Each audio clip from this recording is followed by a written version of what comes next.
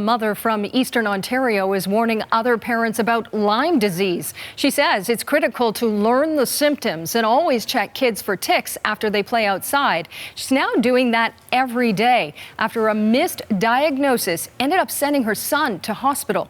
Sandra Abma has more. Right. And then it got worse.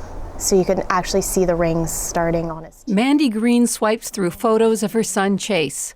More than a week ago, the little boy was feeling feverish, complaining of headaches and neck pain. Right. And A rash was spreading on his face and body. Green says she took Chase to emergency in Kemptville. We went to the hospital, we waited 4.5 hours, finally saw the doctor, had no idea what it was. Trust your instincts. If something's not right with your child. Green says the doctor ordered blood tests and sent them home with prescriptions for antihistamines. When Chase didn't improve, she took him to their family doctor, who told her to wait for test results. But later that day, Chase was getting worse. He was miserable. He had a really bad headache, wouldn't get off the couch, screaming. His neck was really sore, couldn't move his neck backwards, and we went straight to CHEO. Chase was diagnosed with early disseminated Lyme disease with meningitis, a second stage of the disease. He had surgery to insert a PICC line in his chest so he can continue IV antibiotic treatment at home. It was the saddest thing I've ever experienced. It's to see, not just see him in pain, but to see the tests that they have to do to make him better. Meningitis is actually slightly different in how Dr. Jason Brophy is a pediatric infectious disease specialist at CHEO.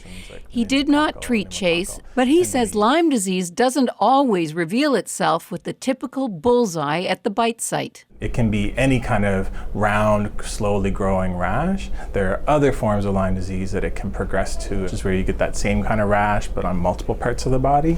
You can see facial palsy, like a facial droop. The family lives on a large grassy lot designed for kids to have fun. Green says she doesn't know when Chase was bitten by a tick, and she wishes she'd known more about Lyme disease to recognize his early symptoms. Now a tick inspection is part of the family's daily routine. Sandra Abma, CBC News, Kemptville. And we want to remind you of some of the early symptoms of Lyme disease. The big one is a rash, sometimes shaped like a bullseye. As you heard in Sandra's report, these aren't always at the site of a tick bite.